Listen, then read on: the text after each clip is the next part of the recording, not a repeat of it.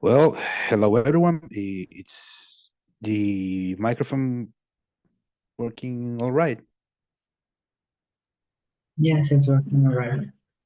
Okay, good.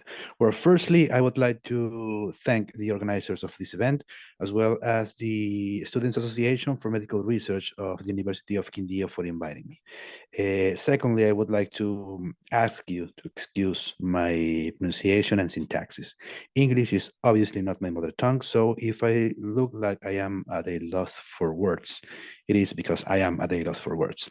Now, with that said, we're here to discuss a very promising technology, 3D bioprinting, which is set to change the way we do science, the way we treat our patients, how we conduct research, and even how we produce or manufacture certain consumer products like meat, for example.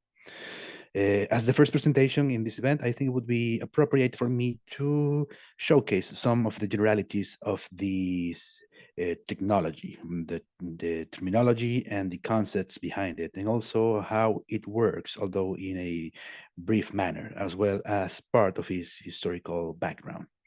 Now, I think it would be convenient if we started with 3D printing as a general concept. Now, what is 3D printing? 3D printing is a form of additive manufacturing, or rather than a form, it is one of the many aspects of additive manufacturing, a fabrication technology in which an object is created not through the removal of materials like we do, for example, when we carve a piece of wood, but instead by the successive addition, the layer by layer deposition of a material. Now, there is not one specific way to do 3D printing. There are many technologies at our disposal. And here I have one example. This is a filament deposition modeling 3D printer. Now, as there are many different technologies that are used in 3D printing, there are also many possible materials that can be used in this process. Plastics, metals, ceramics, powders, thermoplastic components, polymers, and even biological polymers and living cells. This wide variety of possible materials compounds with the high customizability of this technology. Additive manufacturing usually goes in hand with software modeling software to create 3D models. This allows you to visualize what you are going to create and even modify it even before it has been printed. Now, this all might sound quite futuristic and like it is a technology that is still in its infancy, but this is not the case. 3D printing is a not so young technology.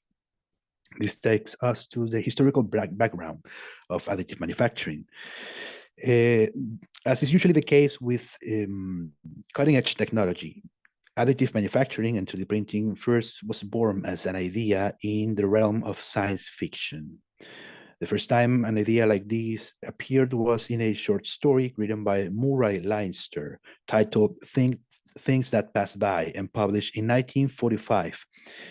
In this short story, Murray describes mechanical arms, devices that can be fed with a substance called magnetronic plastic. And these mechanical arms can then use this magnetronic plastic to build three-dimensional objects.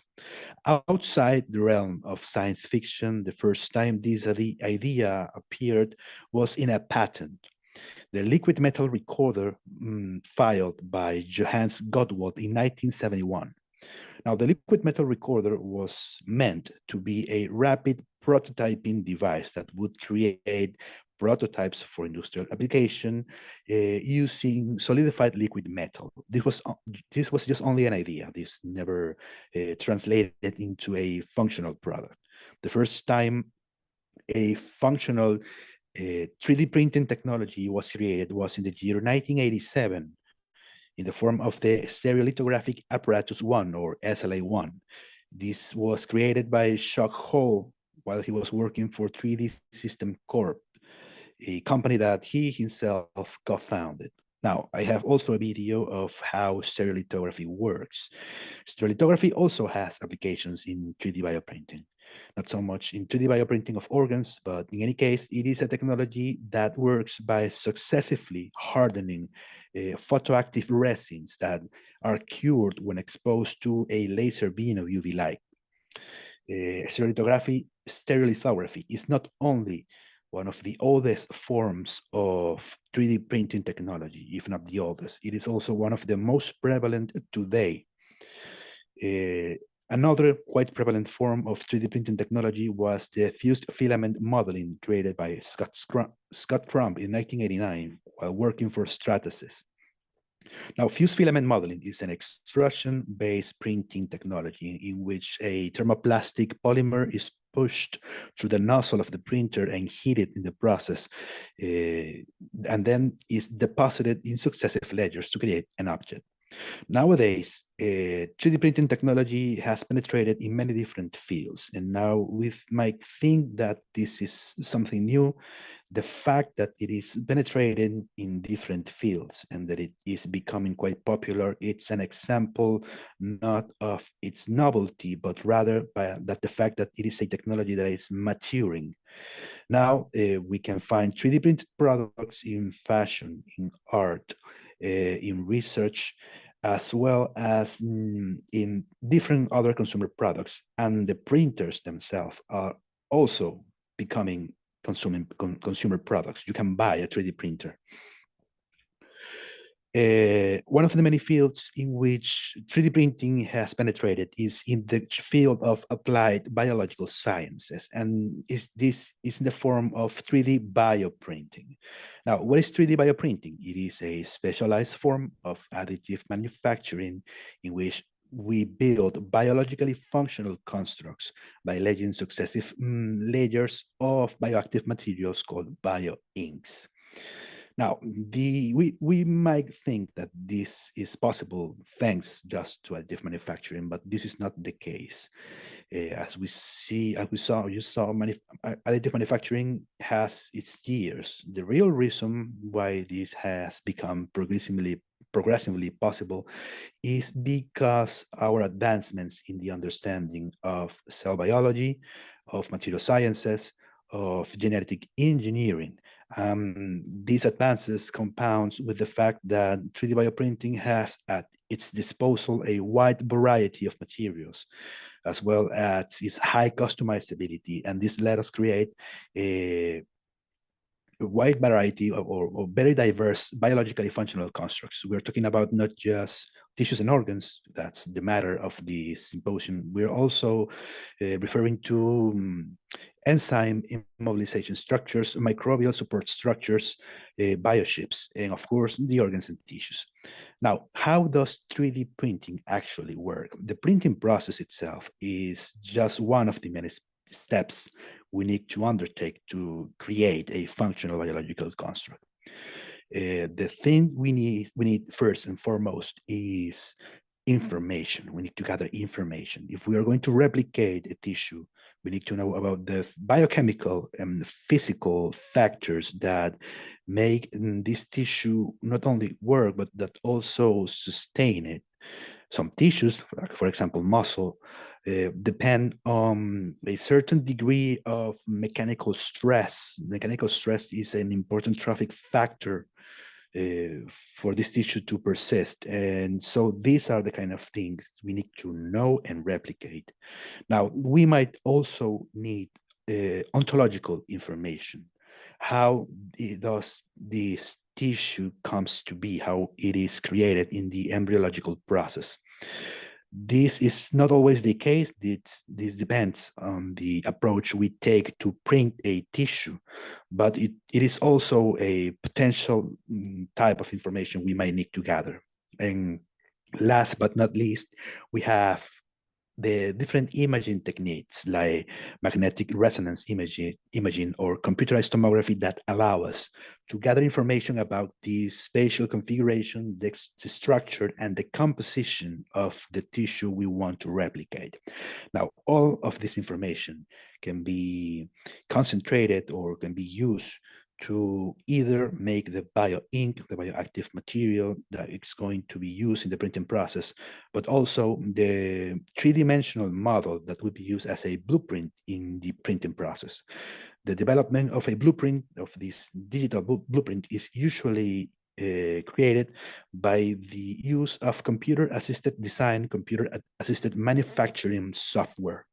The 3D model does not only need to be created, it also needs to be separated in layers or cross-sectional slices that are the real blueprints used by the printer to function. And depending on the technology we are using, we might even need to separate these cross-sectional slices into biopixels. Now, with regards to the actual printing process, we have, again, a wide variety of technologies at our disposal. The term of bioprinting, as I mentioned earlier, goes beyond printing tissues and organs, but in this regard, we have three main technologies to print tissues and organs.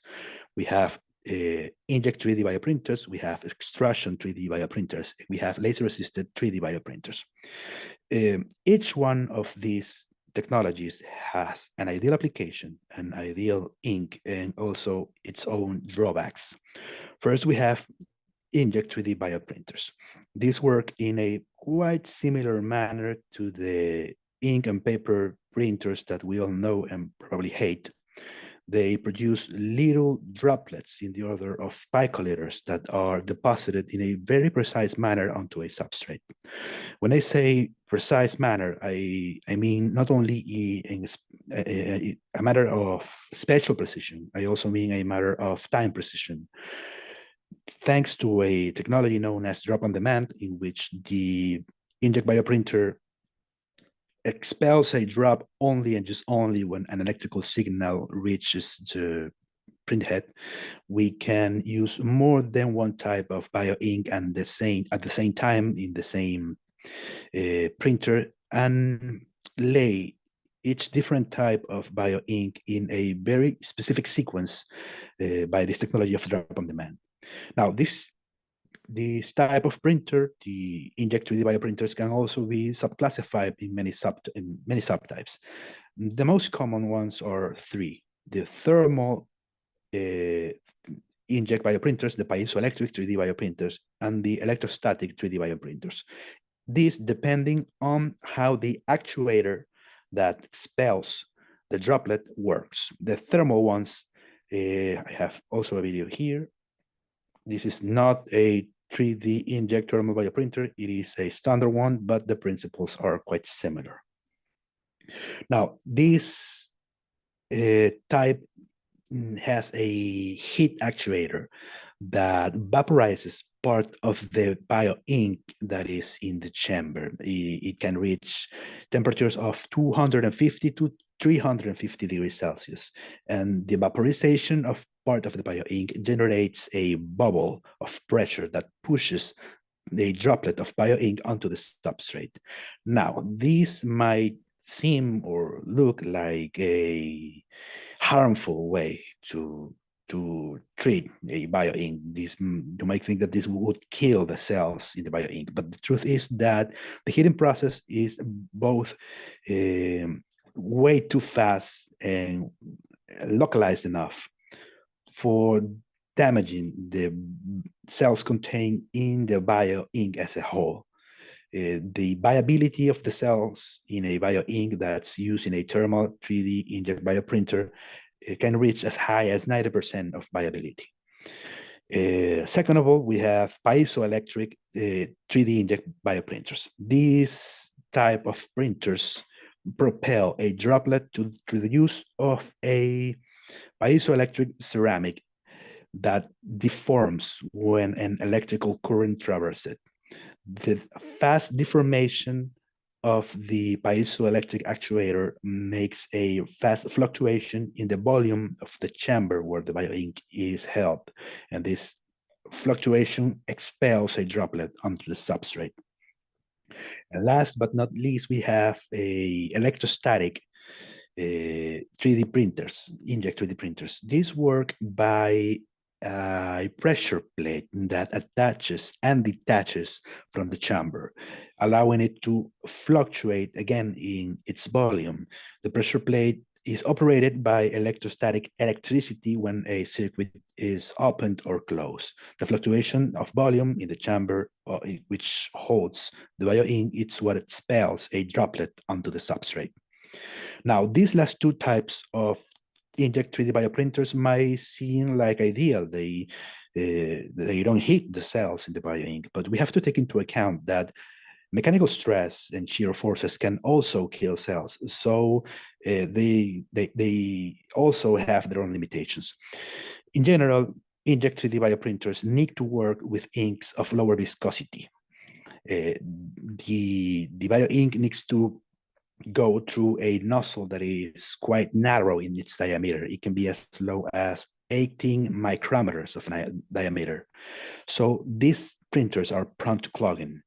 The lesser viscosity acts to counteract this problem, but a lesser viscosity also implies a lower cell density in the bioink. Now we go on to the next main type of 3D printers used in this field, and we have extrusion 3D bioprinters, which literally push the ink, or the bioink rather, through the nozzle to the use of mechanical or pneumatic actuators. They can work with higher viscosity bioinks, which have higher cell densities, but also a higher viscosity implies that a higher pressure needs to be used to push the bioink through the nozzle. Higher pressures submit the cells and the bioink in general to higher mechanical stress, and this can affect negatively the viability of the cells in the bioink. This can be circumvented by some different mechanisms, like using non-Newtonian bioinks that are more fluid when they are subjected to pressure, but that retain their viscosity once they're printed. Now, the last type of the main bioprinters used in organ and tissue printer are the laser-assisted bioprinters. I also have an example video. Again, this is not a laser-assisted bioprinter. It is a standard one, but the principles are again the same.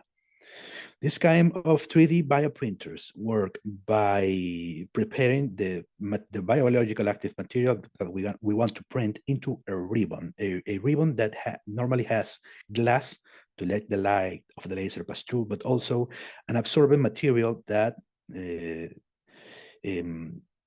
is heated by the laser beam, and the heat is then transferred to the biologically active material we want to print, forming a little bubble of vaporization that pushes the bioink onto the substrate. It is, in principle, kind of similar to the thermal 3D inkjet bioprinters. Now, these kind of 3D printers does not get clogged as they don't have a nozzle. They can work with high viscosity. They have high precision, or resolution rather. And the viability of the cells that are printed through this method is high, but this is a costlier method, which is more time consuming on the one hand. And on the other hand, the absorbing materials used to absorb the heat from the laser beam that are placed in the ribbon are usually metals like gold and titanium. These metals can contaminate the bioink and affect negatively the functional aspects of the final construct. Now, another important aspects of 3D bioprinting is the bioinks themselves. Again, 3D bioprinting is a wide field, wide enough that there are bioinks that have no cellular components, just enzymes and some polymers. There are bioinks that contain bacterial cells, fungal cells, but with a thing they all have in common is the use of certain polymers to give a structural integrity to the final product. These polymers can be natural, as collagen, fibrin, hyaluronic acid, gelatin, alginate, for example. They can also be synthetic polymers like polyethylene glycol and polylactic acid, a polymer of lactic acid. Now, these cells that are going to be used in the bioink also are dependent on the approach we take to build a tissue or an organ. This is something that we'll expand on a little bit further, but in general, we can say that there are several desirable characteristics for a bioink to have. The first and probably the most important is the printability, the ability of the bioink to be depositioned in a layer by layer fashion. For example, as we saw earlier, inkjet 3D bioprinters need to use bioinks of a certain viscosity to avoid clogging. So the printability of a bioink restricts some of its physical characteristics, and like not only viscosity, but also the ability to cross-link. The cross-linking is a process in which the polymers contained in the bioink create covalent bonds, solidifying the bioink or gellifying the bioink rather. Now, bioinks with lower viscosities usually tend to have faster cross-linking capabilities, so that the lower viscosity doesn't affect negatively the structural integrity of the final product. And the contrary is also true. Bioinks with higher viscosities usually have slower cross-linking velocities, as it is not necessary to cross-link so rapidly the polymers contained in the ink, and the viscosity helps to hold the structural integrity of the ink. Now, another important aspect of bioinks is the viability. The inks not only has to include the molecular the components, the nutrients, the signaling components to sustain the cells that are contained within it. It also has to, as much as possible, protect the cells from the hostile environment that it is the printer. For example, the thermal inkjet 3D bioprinters have such a high viability on the cells, although they are exposed to high amounts of heat, because these bioinks tend to have lower thermal conductance. The lower thermal conductance of the bioink helps to protect the cells from damage. Something similar occurs with extrusion 3D printers. The bioinks used in this kind of printers have components that lessen the physical stress and the shear forces that can damage the cells. The structural integrity, we already spoke about this. It is the capacity to cross-link or to retain its shape. Another important aspect is biocompatibility. This is not only the characteristic to not being attacked by the human body if the final construct is implanted in a human subject. It is the capacity for the final object to interact with the body in a manner that it fulfills a goal or a task.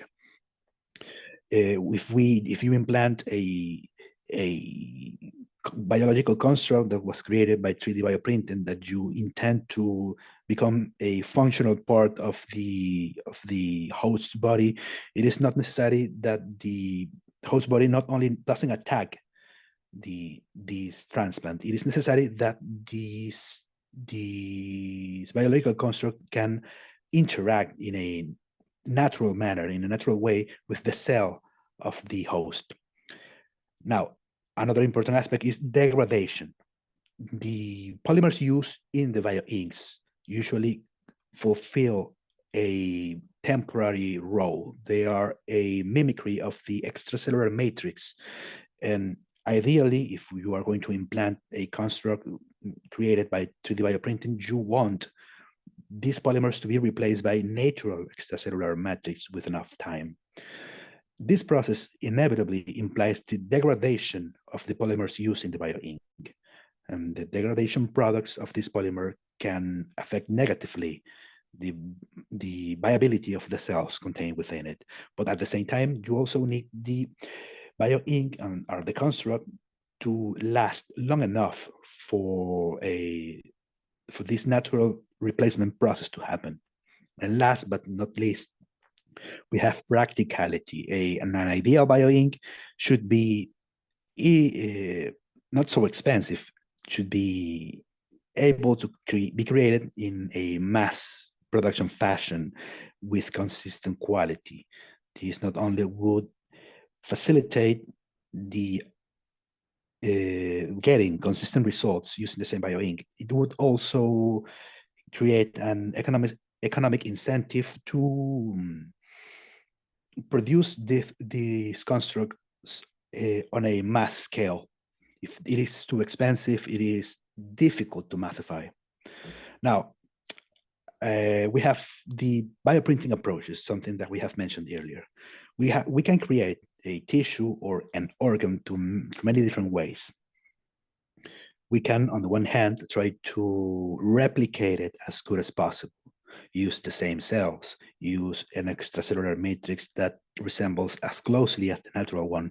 We can put in these bioink the same molecules that are present in this tissue, the same signaling molecules, the same biochemical environment to try it and replicate a desired organ and tissue. This means we have to gather information on these different fields, but we can also, instead of replicating the tissue as exactly as possible, we can try to replicate its ontogenical process, its embryological process, use stem cells and morphogenic molecules so that these stem cells organize themselves in the tissue we desire. If biomimicry is trying to replicate nature, autonomous self-assembly would be letting nature follow its course in a controlled manner. Now we also have mini tissues. Mini tissues is an approach that does not exclude the two other previous ones. It can be used in conjunction with autonomous self-assembly or with biomimicry printing cellular spheroids or the minimal functional unit of these tissues to create them. Now, some final words before my time runs out.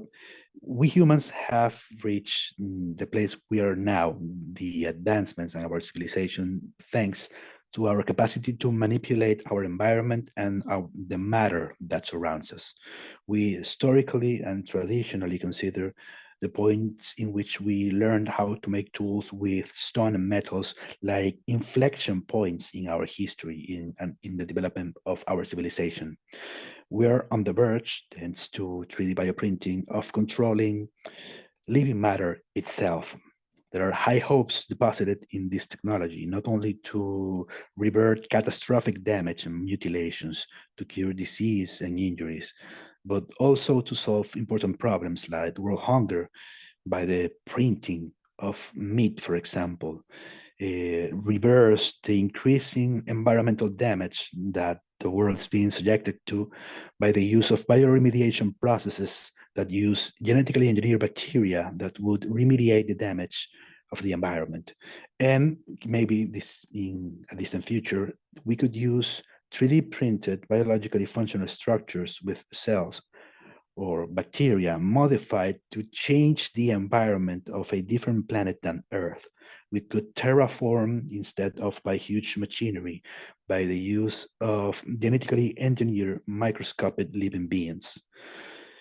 Well, with that said, I invite you to come by my channel. I swear to God that I speak Spanish way better than I speak English. It is a science communication channel based mostly around infectious disease and other related topics, but also a little bit of science fiction, mostly in the past now. Well, with that said, thank you all for having me here. It's something I really appreciate, and that's it. Okay. Thank you again for your presentation. That was really amazing. At this moment, we're all gonna make a space for ask questions to our panel. And you can make it by chat or by turning on your microphone. Okay.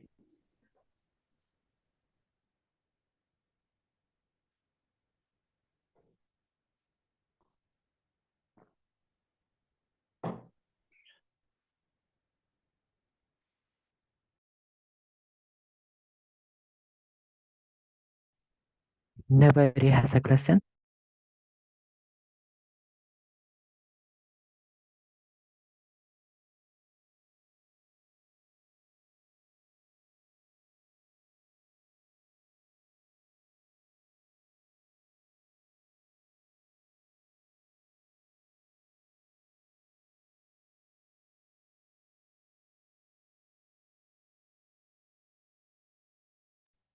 Okay, yes. Uh,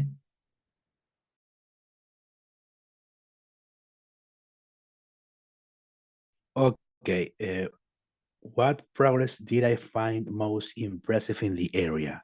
Well, honestly, although the printing of organs and tissue is quite interesting, I find the bioremediation applications of this technology quite impressive. Like I said at the end of the presentation, we can use genetically engineered bacteria contained in one of these 3D printed structures to change our environment.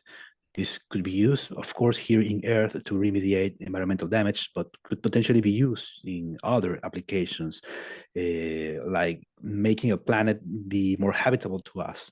Of course, this is something that is more on the realm of science fiction now, but it is an idea that I find quite interesting. Also, the printing of meat could be very useful to solve the horrible problem that is hunger.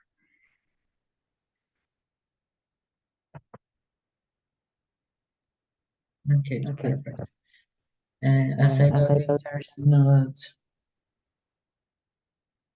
more questions, we're gonna make this for finish it, and I'm gonna present the presentation of our next speaker, the PhD, Yushuk Sang.